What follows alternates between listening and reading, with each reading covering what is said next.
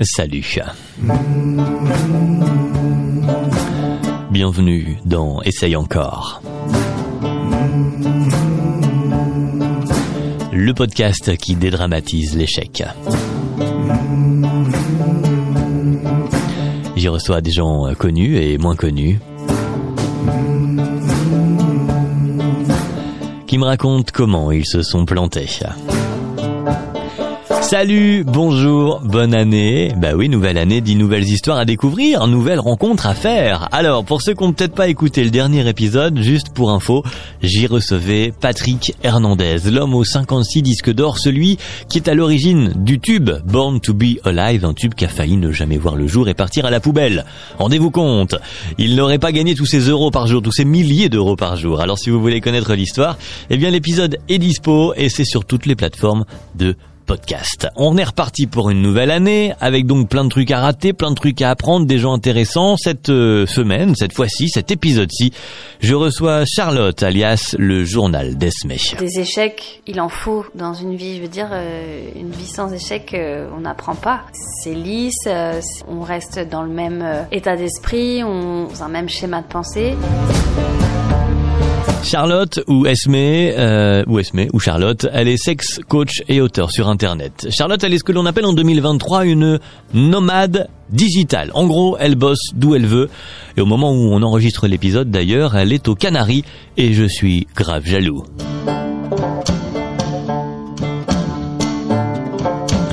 Avec elle, on a donc parlé de sexe. Pour un coach en sexualité, ma foi, c'était logique. Mais on a surtout découvert son parcours, appris comment elle est devenue sex coach, justement. Après une histoire d'amour de 10 ans, c'est la rupture.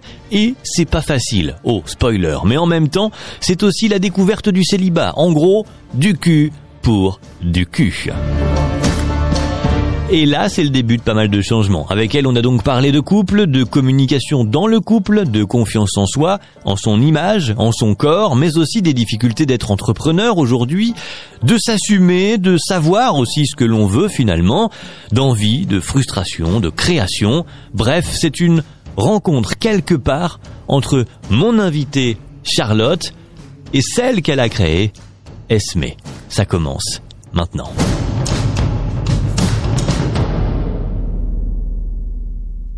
Charlotte, bonjour. Bonjour. Bienvenue. On va te découvrir en fait. Tu officies maintenant sur Internet. Je l'expliquais dans l'intro et on va aller découvrir finalement ce que tu y fais. En 2 mots, c'est la question qui commence à chaque fois un épisode. Qui es-tu ou en tout cas comment tu te présenterais toi à nous? Eh bien, je suis Charlotte. Je suis auteure et sex coach sous le nom d'Esme. Sur Internet, comme tu l'as dit, sur Instagram. Et voilà, donc ça c'est mon étiquette professionnelle officielle, exactement.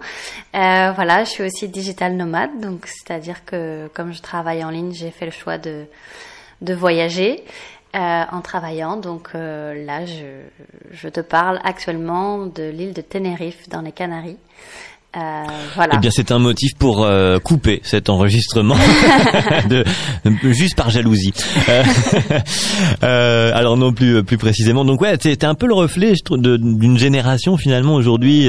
C'est vrai que c'est très actuel ça, de travailler un peu partout, voilà, très à la mode, mais en même temps ça a aussi beaucoup une belle image pour le coup sur le web, mais beaucoup d'inconvénients j'imagine derrière. C'est ça qui m'a intéressé, d'autant que ton parcours d'auteur et sex coach, il est tout frais presque, et en tout cas l'activité en tant que telle, en vivre en tant que telle, ça c'est encore plus récent. J'imagine que donc il y a eu effectivement quelques galères. Par où on peut commencer pour ton histoire alors?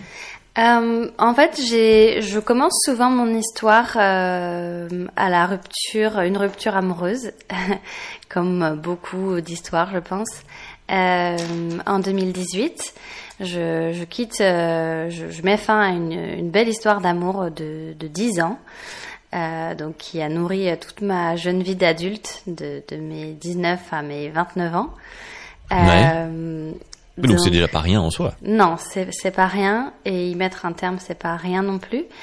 Et je pense que tout a commencé là, en fait, à partir du moment où j'ai pris cette décision-là. Ça a fait un peu un reset dans ma vie.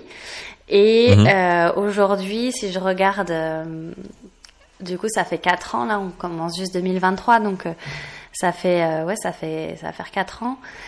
En fait, je vois le chemin que j'ai fait depuis cette grosse... c'est un peu un cataclysme, hein, quand même, ça a été dans ma vie. Et je vois, en fait, tout ce que ça m'a permis aussi de créer, comment j'ai rebondi, quelles questions je me suis posées et comment j'en suis arrivée à ce que je suis aujourd'hui et le parcours que j'ai. Ouais. Est-ce que le fait de mettre fin à 10 ans de relation, c'est un échec, c'est vécu comme, ou c'est une libération au moment où après, tu nous racontes ce que tu as envie de raconter par rapport à cette relation-là, mais voilà, est-ce que ça se finit dans le sens où c'est un nouveau départ vraiment, ou est-ce que c'est une mauvaise fin en fait? Moi, je le vis comme une libération. Vraiment, sur le moment, je me sens vraiment en phase avec la décision. Je sens que c'est ce qu'il faut que je fasse pour moi. Donc ça, c'est pas un échec en soi, du coup. Donc c'est pas un échec en soi, mais on y croyait très fort tous les deux dans cette relation-là. Et c'est quand même l'échec de pas avoir réussi à l'amener encore plus loin jusque là où on avait envie d'aller en fait. Donc non, je le prends comme une libération, mais je pense que l'échec, il est plus dans la fin qui a été assez chaotique et assez complexe, on va dire. Et oui, je pense que sur le moment, j'aurais préféré qu'on réussisse à redonner un souffle à notre relation, à ce qu'elle dure encore en fait. Donc oui, c'est une libération, mais je l'ai vécu comme aussi ne pas avoir réussi à dépasser des difficultés du couple, à trouver des solutions pour que on rebondisse, pour que ça puisse aller mieux, pour voilà, tout ça. Et du coup, quand tu le vis à cet instant-là, t'es comment? T'es abattu? T'es énergisé par le nouveau départ, ou les deux là aussi finalement peut-être? Non, je suis pas du tout abattue. Je rebondis comme tout le monde fait dans ces cas-là, c'est-à-dire que je me trouve un autre logement, je recommence un peu à zéro et je découvre surtout le monde du célibat en fait et parce que moi 19 ans oui, c'est vrai, puisqu'à 19 ans du coup hétéro exclusif, hein, donc et là là c'est une révélation. Et bonjour, je suis sur le marché. C'est ça, et je commence vraiment à m'amuser, à faire du sexe pour du sexe que j'avais pas fait en fait. Je faisais vraiment du sexe par amour pour mon conjoint, etc. Et donc je savais que j'avais une appétence et un appétit sexuel qui était assez débordant, mais là je découvre les plaisirs du sexe sans sentiment, sans attache. Et donc je commence à naviguer sur les applis, voilà, les soirées, ça drague, je rentre avec des personnes juste pour la soirée. Donc là c'est vraiment une libération aussi pour moi, et une découverte, et ça a amené quelques mois plus tard à ce qui est mon projet professionnel aujourd'hui en fait. Donc oui. C'était effectivement les bases de Esme, donc on va dire la Charlotte assumée peut-être. Oui, complètement. En fait, une partie de moi que je taisais, dont je n'avais pas honte, mais en tout cas dans la relation dans laquelle j'étais, je sentais que c'était pas une partie de moi qui était facile à accepter. Pour mon conjoint, qui créait beaucoup de frustration aussi entre nous, et que moi j'ai pas réussi à exprimer non plus correctement en fait. Donc je me suis après ça, je me suis beaucoup interrogée aussi sur la place de la discussion sur la sexualité dans le couple notamment, et comment on peut faire pour parler sexe avec l'autre en respectant l'autre, en se respectant soi, sortir des schémas un peu de frustration, parce que j'étais dans quelque chose de... Quand j'étais dans ma relation, en fait, j'étais dans un truc un peu... c'est normal, enfin c'est pas normal que tous mes besoins sexuels ne soient pas comblés. Il y avait quelque chose un peu comme ça. Et Et en fait, au fur et à mesure de mes expériences, de mes aventures, j'ai un peu déconstruit ça en fait, et j'ai compris la sexualité, ma sexualité, parce que la sexualité, il y a encore beaucoup de choses que je ne connais pas et que je n'ai pas apprises, mais et en tout cas, j'ai eu envie de comprendre comment je pouvais être cette personne-là, complètement assumée sexuellement, et en même temps qui puisse être dans la douceur et la bienveillance envers ses partenaires, et pas tout demander à un partenaire, pas attendre tout de l'autre, mais aussi se responsabiliser dans la sexualité et se dire comment je peux assouvir aussi mes envies par moi-même, quel type de relation je peux mettre en place pour que tous mes besoins sexuels ne reposent pas sur une personne, et donc du coup on rentre dans un schéma où l'autre est subit une espèce de pression énorme sur il faut que je comble tous ses besoins, sauf que je sais pas si je suis capable de ça, et donc du coup comment va évoluer notre relation, etc. Donc voilà, donc là on est plus loin que juste à la sortie. Beaucoup de questions arrivent dès qu'on arrive là. C'est ça. Mais en tout cas oui, c'est comme ça que je sors de ma relation. J'ai beaucoup de questions sur comment ça marche, comment ça peut marcher, parce que je crois encore au couple. Je sors pas de la relation. Mais plus comme il était. Mais voilà. Mais je m'interroge vraiment sur comment ça peut marcher et fonctionner différemment. Comment ça peut, comment on peut y arriver, comment on peut, avoir un couple où il y a une certaine harmonie en fait, même si les besoins sont différents, les envies sont différentes. Voilà. On va continuer de découvrir ton aventure et tes progressions finalement dans toute cette pensée, ton cheminement. Mais est-ce qu'on peut faire une sorte de petit spoiler alerte? Aujourd'hui, t'as répondu à peu près à ces questions. C'est possible un couple autrement? Oui, c'est possible. Oui, c'est possible. C'est tout. On n'en dit pas plus. Maintenant, restez branchés pour continuer l'aventure avec donc Charlotte. Toutes ces questions, elles sont là dans ta tête. Bon, ok. Tu perds papier quand justement t'as toutes ces questions qui. Alors là, peut-être qu'on les a un peu condensées, mais est-ce qu'elles t'assaillent ces questions? Est-ce qu'elles sont aussi nombreuses d'un coup? Elles te tombent dessus, ou est-ce qu'elles viennent finalement progressivement et donc quelque part tu les gères? Non, elles viennent vraiment progressivement, parce que aussi à cette époque-là, quand même, je suis, à ce moment-là, parce que c'était pas il y a 20 ans non plus, à ce moment-là, je me pose aussi beaucoup de questions professionnellement. En fait, les deux sont vraiment liés, et du coup, je pense que je suis d'abord beaucoup plus omnubilée et travaillée par ma situation professionnelle et ce que je veux en faire. Que par les questions sur la sexualité vraiment. Les questions sur la sexualité, elles arrivent plus progressivement en fait, comme quand je commence à vivre des aventures et à vraiment émanciper ma sexualité, vivre des expériences qu'on appelle un peu hors normes. Là, je commence vraiment à m'interroger. Mais sinon, je commence à être. Enfin, je suis plutôt une célibataire qui s'éclate. D'ailleurs, autour de moi, on me le dit. On me dit oui, t'as jamais été célibataire, tu découvres ce que c'est. Voilà, c'est une phase. Les gens me disent ça, me disent beaucoup ça. C'est une phase. Moi, je sens que c'est autre chose qu'une phase. Mais toi, en fait, sur cette phase, t'essayes de construire quelque chose, quoi. Voilà, ce serait un nouveau tout le temps, finalement. C'est ça. Et moi, je me dis, mais pourquoi c'est une phase un peu, tu vois, les gens étaient un peu, oui, mais ça va pas durer, en fait. Profite parce que ça dure pas. Et moi, je me disais, non, j'aimerais, en fait, garder cette énergie-là, garder cette confiance en moi aussi, parce que j'ai pris énormément confiance en moi, et en mon image, en mon corps, en qui j'étais. Et je me suis dit, mais pourquoi ça pourrait pas durer tant que je le décide, en fait. Donc, là, à ce moment-là, c'est vraiment ça qui se passe pour moi. C'est l'idée de dire, non, en fait, vous décidez que c'est une phase. Vous avez décidé que dans votre vie, vos phases de célibat étaient des phases d'éclate, et qu'une fois qu'on est en couple, on peut pas continuer à vivre ça, en fait. Et je dis, moi, c'est triste en soi, la vision. Ça veut dire qu'on s'amuse plus c'est pas, en couple dans leur. Non, c'est triste.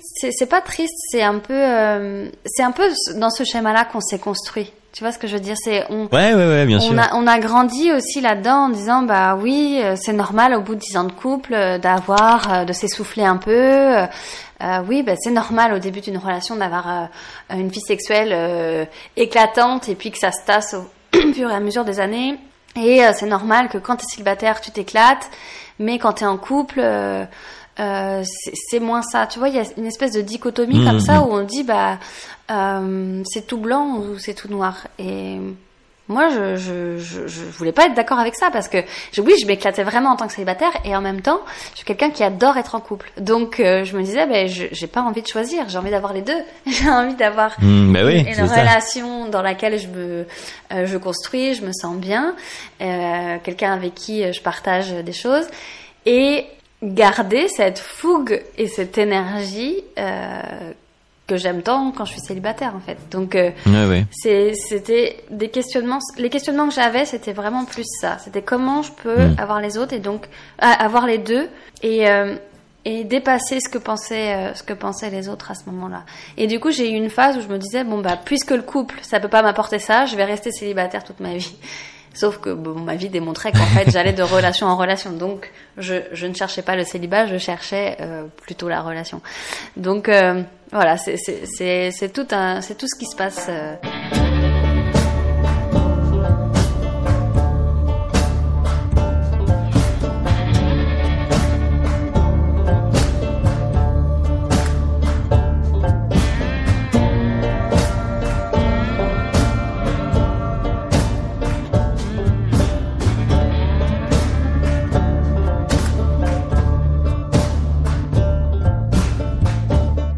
Là, c'est la vie perso, sexuelle et amoureuse, mais tu le disais aussi, tout ça débarque en fait, parce qu'avec ta relation précédente, vous étiez entrepreneurs tous les deux dans le même business en fait, en couple, dans la création de cette entreprise. En fait, alors pas la création, c'était son entreprise à lui. C'était son entreprise à lui, et puis moi, en fait, j'ai bifurqué un peu de chemin à un moment donné. Et je me suis reconvertie dans la gestion d'entreprise et au moment de chercher un stage de fin de master, en fait, je me suis dit pourquoi je mettrais pas mes compétences au service de celui que j'aime en fait, qui en a besoin à ce moment-là. Oui. Et donc j'embarque dans l'aventure comme ça. Et on reste 2 ans à travailler main dans la main dans ce business. Enfin, c'est pas un business, c'est une entreprise. Et du coup, on essaye de faire face à vents et marées. On est jeune à ce moment-là. On a 26 ans, 26, 27 ans. On est quand même assez jeune. Voilà, c'est une entreprise artisanale. Et c'est difficile. C'est difficile. Voilà, le contexte est pas simple. C'est pas facile de se faire une place. On travaille beaucoup. Moi, je suis sur la gestion financière admin. On va voir les banques, on demande à être suivi, on essaye d'avoir de l'ambition. C'est pas toujours rose et c'est vrai que l'entreprise elle connaît de fortes difficultés, notamment financières. Et voilà, mais on s'accroche et on y croit et on continue. Et puis, quand la fin de notre histoire arrive, en fait, on décide du coup de déposer le bilan. Et donc c'est un sacré coup aussi quand on s'est investi autant de temps, parce que moi je suis restée 2 ans dans l'entreprise, mais c'était un projet qui datait de 6 ans. Donc même quand j'étais pas dans l'entreprise, je vivais quand même. Enfin, voilà, quand on vit avec un entrepreneur, s'il y a des auditeurs qui sont conjoints d'entrepreneurs le comprendront très bien. On fait aussi partie de l'entreprise, mais d'une autre façon. Et donc oui, c'est quand même pas rien en fait de se retrouver comme ça. En fait, après toutes ces années d'efforts, que ça n'ait pas fonctionné comme on aurait aimé que ça fonctionne. Donc c'est aussi c'est quand même une claque. Moi à ce moment-là, j'essaye aussi de monter une entreprise de conseil. Je lance ça avec une associée en même temps pour justement accompagner les entrepreneurs dans leur business, les aider sur la partie vraiment structuration, gestion admin, financière, etc. Et la rupture et tout ça, le dépôt de bilan de l'entreprise de mon conjoint fait que ça ébranle un peu mon projet aussi. Et donc je suis vraiment quand on rompt tous les deux, là moi j'arrive, on a déposé le bilan. J'ai une entreprise de conseil, mais je sens que ça va être vraiment compliqué de la lancer parce que mon associé est en train de sortir de la boîte. Donc du coup, je me retrouve un peu toute seule à me dire, moi j'ai envie d'entreprendre, j'ai envie d'une vie de rêve, j'ai envie d'un business qui me permette de voyager. Je commence à développer l'idée de digital nomadisme à ce moment-là. Et donc je suis un peu perdue professionnellement, vraiment à ce moment-là. Je sais plus trop quoi faire, je sais pas vers qui me tourner vraiment. Mais je continue d'y croire et donc je croise la route d'entrepreneurs qui me font confiance et qui me donnent mes premières missions, etc. Et j'en arrive, du coup je reste responsable admin et financière globalement, je reste dans cette sphère-là en tout cas. Et je fais mon petit bonhomme de chemin là-dedans et je commence à travailler en ligne. Voilà, ce qui était la première étape finalement pour être digital nomade. Je commence à travailler en ligne. Et puis, mais ça suffit pas. Je suis pas entièrement convaincue par ce que je fais. Je suis pas, comment dire, je suis pas emportée. Voilà, j'ai pas la flamme quoi. Donc je me dis il va falloir que vraiment que je trouve un projet pour moi en fait. Mais j'ai pas d'idée à ce moment-là. Je suis un peu fatiguée aussi, faut le dire. Fatiguée comme on l'a expliqué un peu tous ces échecs et de tout ça oui bien sûr parce que oui parce qu'en plus ils arrivent tous en même temps des fois certains cumulent plusieurs échecs ou en tout cas sentiments d'échec mais là c'est vraiment tout en même temps. Il y a un peu le largage dans un grand bain dont tu ne soupçonnais même pas l'existence peut-être pas du jour au lendemain mais voilà en tout cas assez rapidement. Ouais, exactement. Du coup, on arrive finalement l'idée que la meilleure source peut-être pour avoir une entreprise à toi, c'est toi. C'est ça. Mais en fait, ça vient un peu par hasard. Ça vient un peu par hasard parce que du coup, en fait, moi, j'ai eu la chance quand même parce que dans tout ce tumulte, j'ai quand même un réseau social qui est toujours assez dense et je peux vraiment, j'ai beaucoup de soutien. Et je me rappelle, je bois un verre avec des copines et je leur dis bon là, je crois que j'arrive au bout du bout. Là, j'ai une mission, je suis en fin de mission freelance. En gros, j'ai pas de job, pas de chômage dans un mois. Je dis je sais pas quoi faire. Je sens que j'ai envie d'entreprendre, mais je sens que là je suis un peu fatiguée, j'ai pas envie de lancer pour lancer. Je sais pas quoi faire. Et là j'ai une amie qui me dit écoute, moi dans ma boîte on recrute. Une boîte, mais vraiment j'avais jamais mis les pieds dans ce monde-là, le monde de la grosse entreprise et tout ça. Et il se trouve que je décroche un job dans la boîte de cette amie. Et je signe mon CDI, je crois 2 semaines avant le Covid. Donc ça m'a un peu permis de souffler, en fait, professionnellement. C'est-à-dire que c'était pas très prenant comme travail. J'ai beaucoup aimé, mais ça m'animait pas. Mais par contre, Covid étant, travailler à la maison, etc. Là, ça m'a permis en fait de vraiment travailler sur mon projet autour de la sexualité. Et c'est vraiment là, en fait, tout s'est arrivé en même temps. Et en même temps, voilà, c'est ça. Tout s'est enclenché un peu en même temps. C'est-à-dire que moi, comme dans ma vie sexuelle, je commençais à vivre vraiment des aventures où je voyais bien que c'était pas juste une phase. En fait, c'est ce que j'étais en train de vivre, qu'il y a vraiment quelque chose qui m'animait dans la sexualité, que plus j'avançais dans ma sexualité aussi, plus je prenais confiance en moi et plus il m'arrivait des choses aussi dans ma vie professionnelle, des contrats, des jobs. Je voyais bien qu'en entretien, on m'écoutait différemment. Enfin, je sentais que j'étais en train de changer. J'avais la profonde conviction que c'était parce que je me permettais de vivre tout ce que je vivais dans ma vie sexuelle aussi. Donc, je suis devenue, on va mettre des mots, parce que sinon ça reste flou, mais je suis devenue libertine. J'ai fréquenté le milieu BDSM aussi. J'ai vécu toutes sortes d'aventures et à un moment donné, ça m'a plus suffi de simplement raconter tout ça à mes copines autour d'un verre. Et j'ai senti l'appel d'écrire. Et je me suis dit, je vais écrire, je vais lancer une newsletter et je vais raconter mes aventures. Je pense que ça va déboucher sur quelque chose. Je ne sais pas quoi encore, mais je me lance. Voilà. Et donc, en même temps que je lance, en même temps que je décroche ce job, alors que j'ai l'impression que je vais devoir devenir caissière, le temps de remonter, tu vois, un autre business. Ouais. Là, je trouve finalement un job très confortable et dans une très belle boîte. Et en parallèle, ça me permet aussi d'avoir le temps et l'espace mental disponible pour commencer à écrire et à raconter des histoires d'Esmée.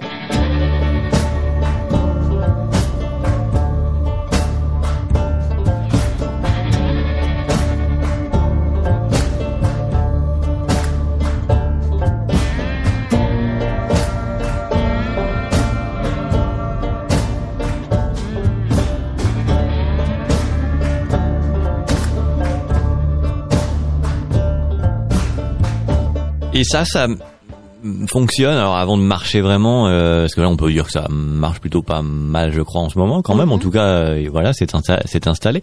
Est-ce que genre la première newsletter, bon après t'as un réseau, tu disais social, bon humain certes, mais peut-être que aussi déjà t'étais sur les réseaux en soi, je ne sais pas. Mais est-ce que ta première non, pas du tout. Ok. Est-ce que ta newsletter, quand tu la lances, du coup, tu l'envoies à qui, quoi? Est-ce que ça marche? Alors, comment ça s'est passé au tout début? Au tout début, j'ai écrit à des amis que je pensais qu'ils pourraient être intéressés par mon projet, en leur demandant de s'inscrire et de partager à une personne qui pourrait être intéressée dans leur entourage. Donc ça a été la première vague. Donc j'ai dû avoir peut-être 40 inscrits comme ça. Et puis ensuite, j'ai créé mon compte Instagram. Et petit à petit, je pense que la première newsletter, quand je l'ai envoyée, j'ai dû l'envoyer à 50 personnes. Je pense que ça devait être ça à peu près. Et puis après, mon Instagram, donc que j'ai commencé vraiment de zéro, en fait, me servait à alimenter ma newsletter comme ça. Et du coup, le Covid est arrivé, le confinement. Donc j'ai eu le temps de m'occuper de mon Insta et voilà, et j'ai commencé l'aventure comme ça. Et aujourd'hui, du coup, c'est ton occupation à plein temps. Alors, allons-y gaiement à pieds joints dans les échecs. Qu'est-ce qu'a foiré?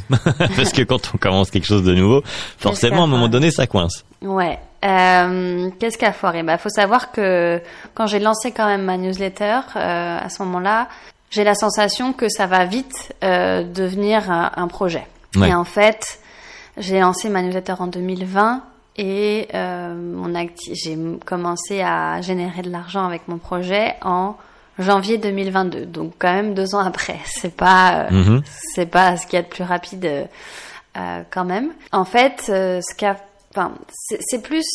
J'ai pas de gros échecs parce que c'était un projet que j'avais à côté, si tu veux. Donc, mais en fait, il y a des moments où j'ai douté. Il y a des moments où faut savoir que j'écrivais toutes les semaines au début à ma communauté.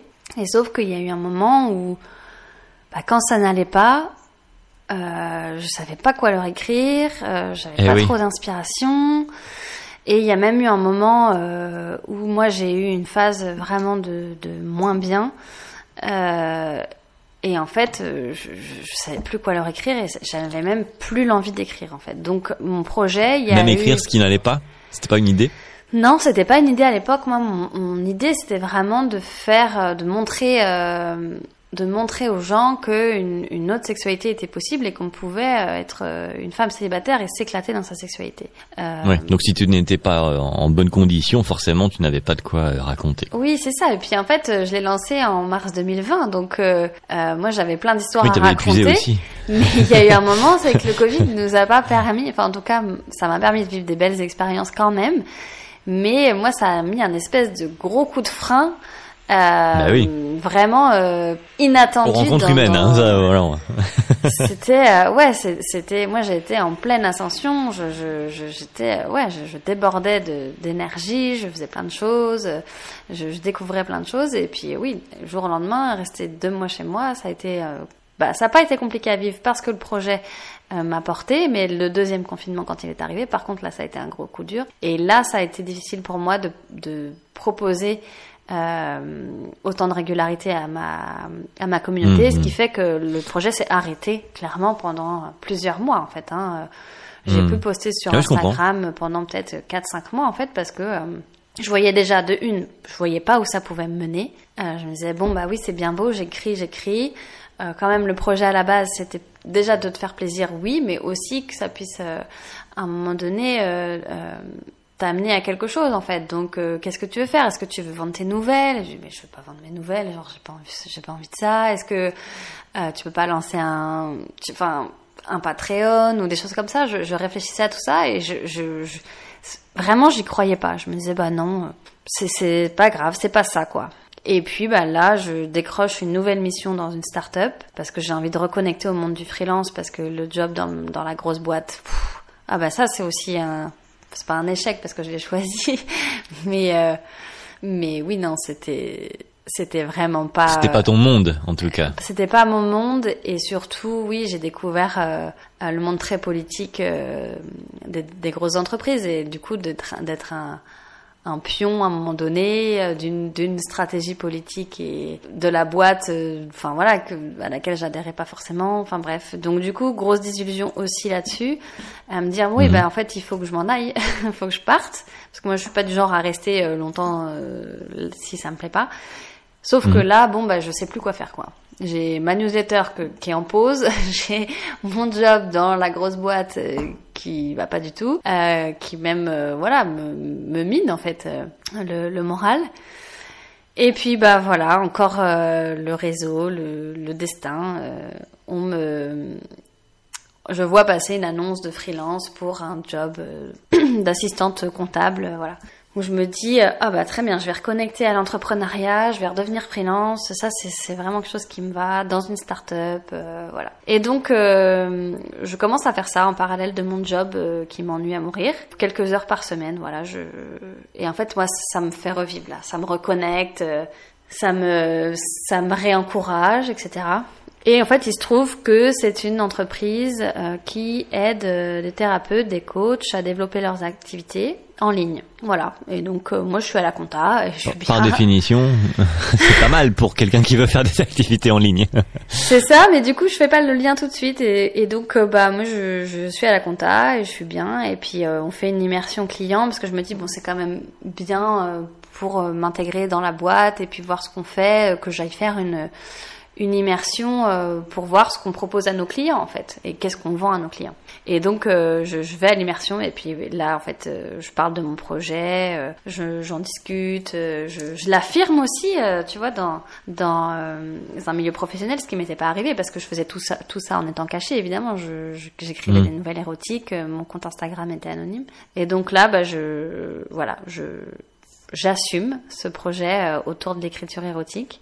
Et je parle de la sexualité, je parle de toutes les questions que je me pose, des réponses que j'ai trouvées en chemin. Et qui là pour le coup parle à tout le monde, des questions on se les pose un peu tous et peut-être nous aussi un peu cachées. Et là oh mon Dieu, quelqu'un les pose, quelqu'un le fait pour nous, quelqu'un a des réponses en plus. Oui, c'était un peu là devant toi finalement. C'était là et en fait il y a une cliente qui vient me voir à la fin du séminaire et qui me dit écoute Charlotte, ton projet, il est vraiment super et je veux juste te dire que demain, si tu lances une offre, je suis ta première cliente. Et je lui dis, c'est gentil, mais j'ai rien à vendre. En fait, c'est moi juste, j'écris des histoires, en fait. Et elle me dit, non, en fait, t'as une façon de parler de la sexualité, des questions que tu te poses, de comment t'en parles à des gens lambda, comme moi, mère de famille, en couple depuis des années.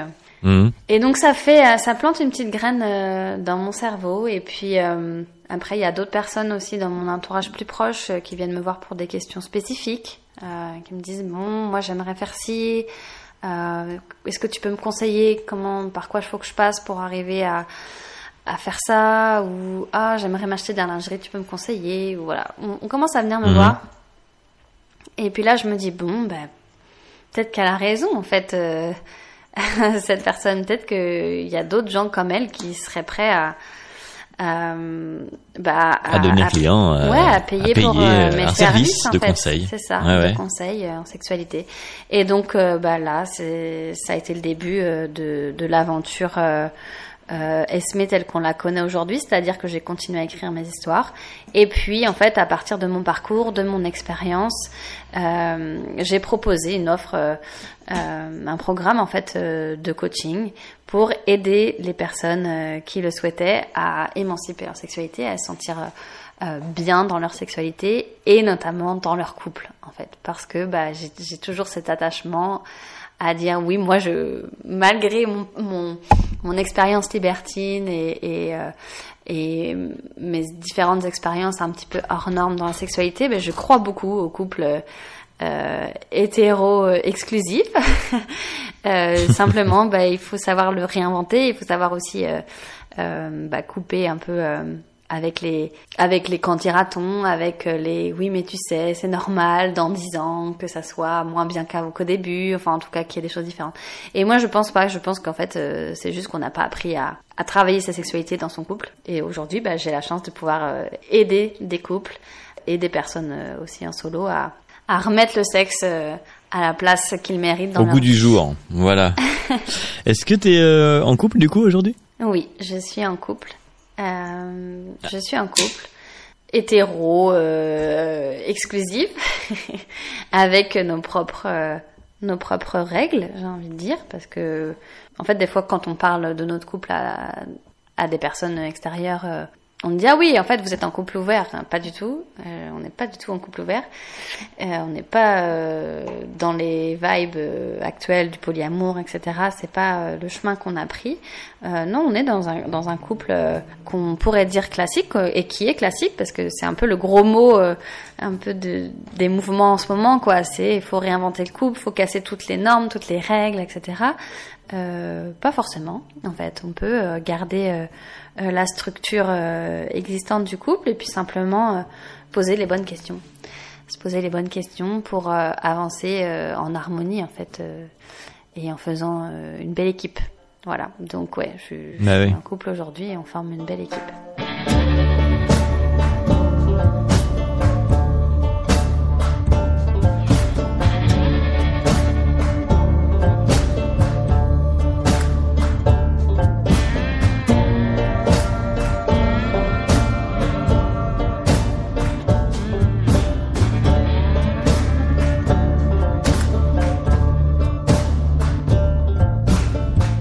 Est-ce que justement en parlant de cette sexualité que tu découvres donc à ce moment-là, au sortir des 10 ans, tu as pour le coup des échecs, alors peut-être très ponctuels, c'est pas juste un soir, ou des choses qui ont vraiment pas marché ou que t'as senti foirer d'un point de vue sexuel pour le coup?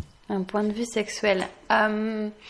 Laisse-moi juste... Une pratique qui marche pas, une soirée qui marche pas, un partenaire qui marche pas, des choses où tu dis oh non ça c'est raté ça. Oui, j'ai une soirée en particulier en fait en club avec mon chéri du moment de ce moment-là. En fait, c'est rigolo parce que je raconte la petite histoire en globalité pour que ça soit un peu plus compréhensible.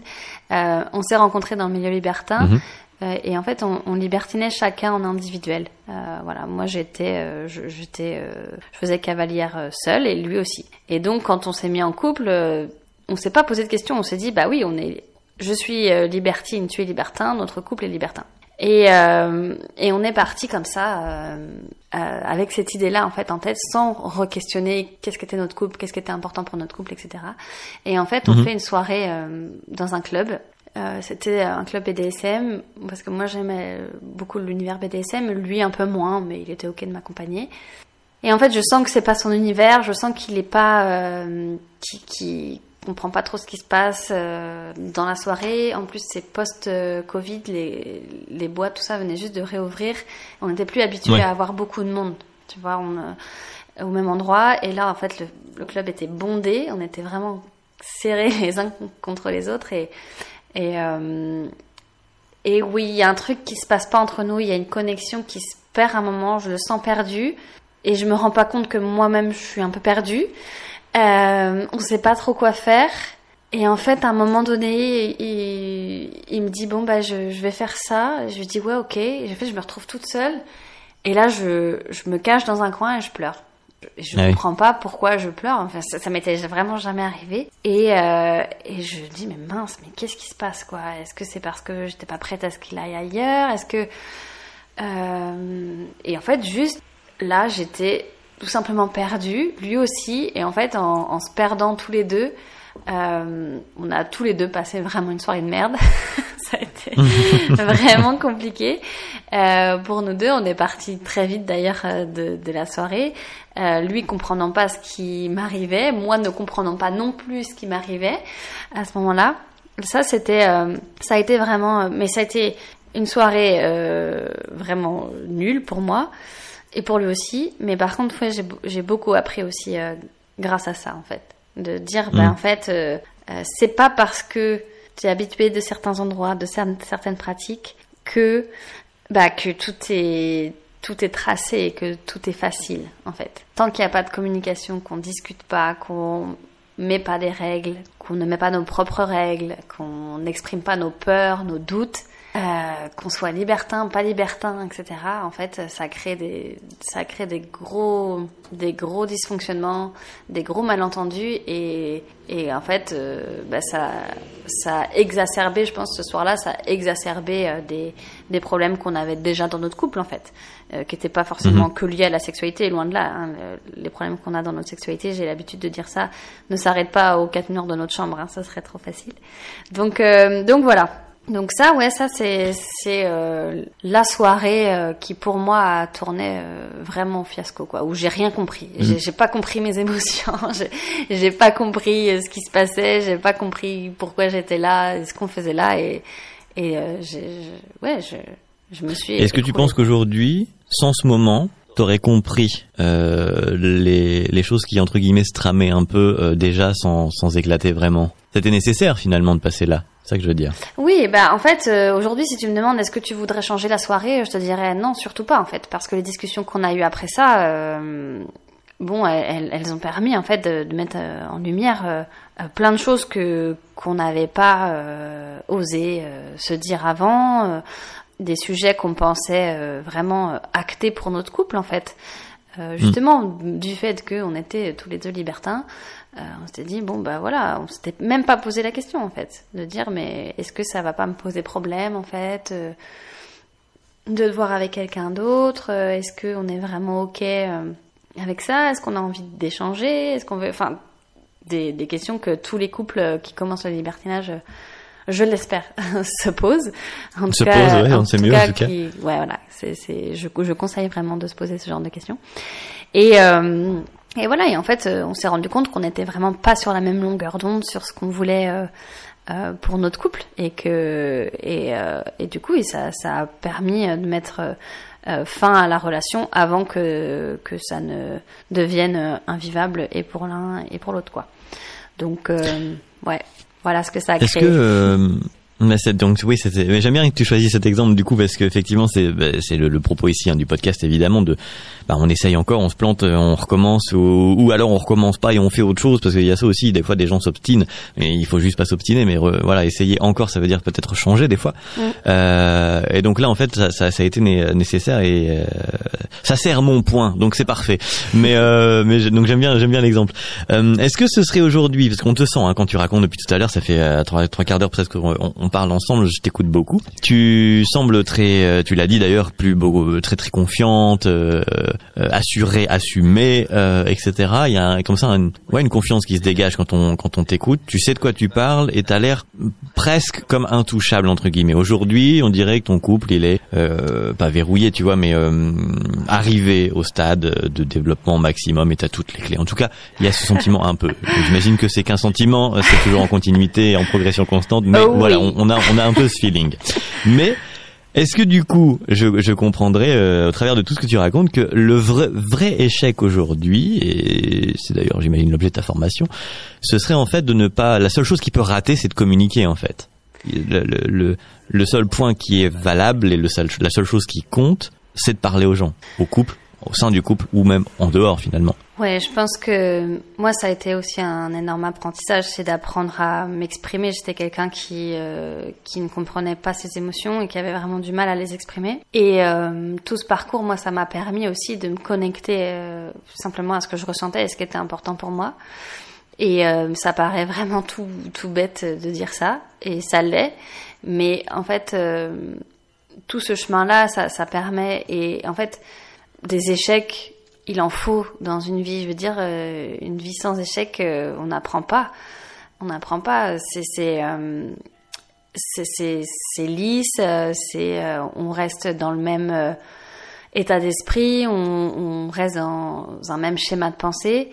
Et se planter, passer à côté de quelque chose, vivre une expérience qu'on imaginait super et en fait ça se passe pas du tout comme prévu, ça permet d'apprendre sur soi et se dire pourquoi je le vis comme un échec en fait, pourquoi, qu'est-ce que ça vient chercher chez moi à ce moment-là, pourquoi ma rupture, je l'ai vue comme un échec à un moment donné. Parce que je pensais que mon couple était capable de rebondissement, qu'il était capable de se remettre en question, d'avancer. Et puis en fait, non. Donc oui, j'ai échoué là. J'ai vu ça comme un échec. Aujourd'hui, je vois pas ça comme un échec. Je comprends que c'était le chemin qu'il fallait que je prenne pour aller vers vraiment ce qui m'inspirait, ce qui m'intéressait et m'animait. Mais la communication, ça passe déjà par soi-même en fait, et se dire avant de communiquer à l'autre, il faut que je sache exactement ce avec quoi je suis ok. Et moi, c'est passé par la sexualité, c'est d'aller chercher la sexualité qui était la mienne, quelle est-elle, qu'est-ce que j'ai envie de vivre, qu'est-ce que j'ai envie de m'autoriser à vivre, pourquoi je me l'autorise pas. Qu'est-ce qui me bloque aujourd'hui pour vivre certaines expériences, notamment il y a beaucoup le regard des autres dans la sexualité, évidemment, le regard des autres, l'éducation qu'on a eue, etc. Et en fait, moi, m'affranchir et me libérer dans ma sexualité, ça m'a permis de m'affranchir et de me libérer de schémas de pensée qui étaient finalement pas les miens, qui étaient des schémas de pensée en fait de la société, d'autres, de l'entourage, d'entourage, de parents, dans le schéma dans lequel t'as et du coup de dire je veux créer mon propre chemin en fait, je veux créer mon propre chemin et voilà. Et si mon discours t'inspire, oui, on peut faire un bout de chemin ensemble. Tu peux me suivre sur Instagram, t'abonner à ma newsletter et puis moi je peux t'accompagner humblement juste super, juste sur cette partie tabou encore beaucoup trop qui est la sexualité en tout cas. Alors voilà. En parlant de ça, t'as transposé tes écrits peut-être dans la voix finalement, puisque tout récemment il y a un podcast aussi qui est né. Oui, c'est vraiment une chouette expérience que je fais là aussi.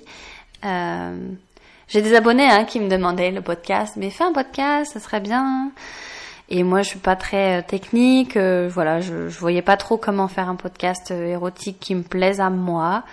Et puis en fait, l'histoire, pareil, les rencontres, etc., a fait que oui, j'ai rencontré quelqu'un qui avait envie de travailler avec moi sur cette idée de podcast et qui était vraiment raccord avec ce que moi ce dont j'avais envie en fait, parce que j'avais envie d'un podcast érotique, mais j'avais pas envie de bruitage, j'avais pas envie du côté ASMR, j'avais envie juste de ma voix et de musique, sauf que je ne fais pas de musique, donc j'étais un peu limitée. Et donc, donc il fallait. C'est ça.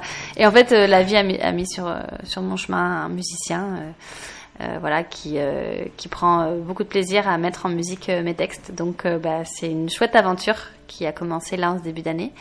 Et ça prend une autre dimension, du coup. C'est Esme est maintenant une voix aussi.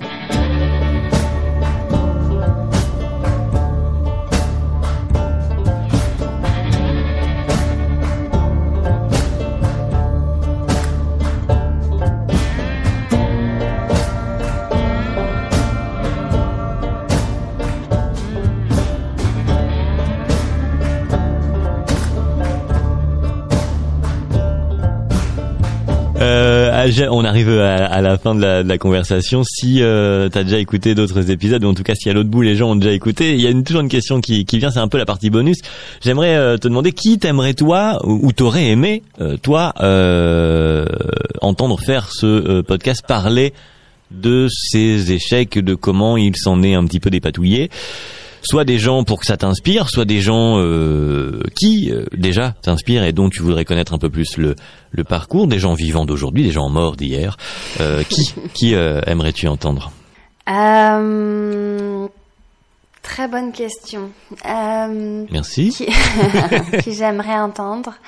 Il y a quelqu'un qui m'inspire beaucoup en ce moment, parce que ce qu'elle fait et la façon dont elle le fait et l'image qu'elle véhicule, je la trouve vraiment super inspirante. C'est Clara Morgan. Ah, mon Dieu.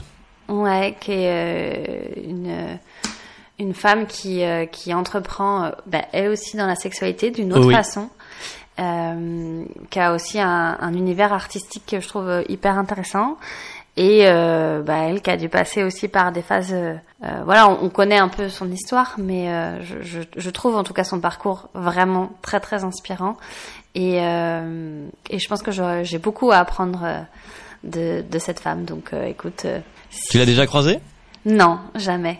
Dans tes aventures de création autour du milieu, on va dire, sexuel érotique, par définition, tu aurais peut-être pu... dans un séminaire ou un autre la croiser, j'en sais rien. Donc voilà, je posais la question au cas où. Eh bien non. Non, bon, sait-on jamais maintenant. Là, je pose l'invitation est posée, hein, si l'envie. L'invitation est posée. Avec grand plaisir pour la rencontrer. Je vais le révéler dans le podcast. Ça fait des mois que l'invitation est lancée pour Clara Morgan. C'est vrai. Mais pour l'instant, oui. Mais les chemins classiques n'aboutissent pas. Les coucous internet non plus. Je crois que je vais finir par aller frapper à la porte du cabaret. Et, et effectivement, je te rejoins totalement sur ce parcours qui est sans doute très très intéressant pour essayer encore et pas que, bien sûr. Ok, Clara Morgan, voilà, on est deux à officiellement t'inviter. Chacun respectivement chez soi, enfin dans respectivement les podcasts. Voilà, merci Charlotte, Esmé, Charlotte d'être passée nous expliquer un petit peu merci beaucoup à tout toi, ça. J'ai passé un très bon moment, c'était très agréable. Ah écoute, merci, partagez. Si vous voulez rejoindre Esmé dans son aventure, vous n'hésitez pas, on l'a dit, il y a un podcast, le podcast d'Esmé, c'est assez simple. Il y a donc de l'écrit, c'est le journal d'Esmé, c'est le nom du compte Insta et la newsletter doit porter le même nom, je pense. Hein, la newsletter d'Esmé, non, c'est comment ? J'ai fait simple. Ouais. Voilà, c'est ça. On vous met de toute façon les liens comme d'hab. Voilà, merci beaucoup Charlotte, et puis à bientôt. Merci à toi, à très bientôt.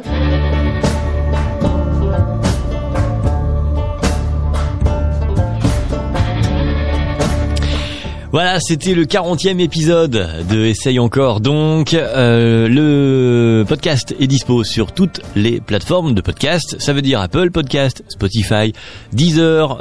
C'est aussi sur YouTube. Un peu en retard, mais ça arrive sur YouTube. On vous met tout ça. C'est aussi une page Instagram, un compte Insta qui s'appelle Essaye encore podcast. C'est, ma foi, très cohérent.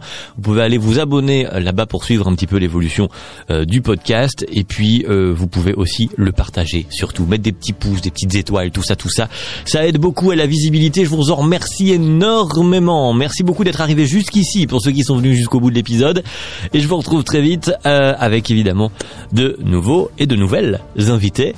Je vous dis pas. Non, je vous dis pas. Non. Ciao, à bientôt.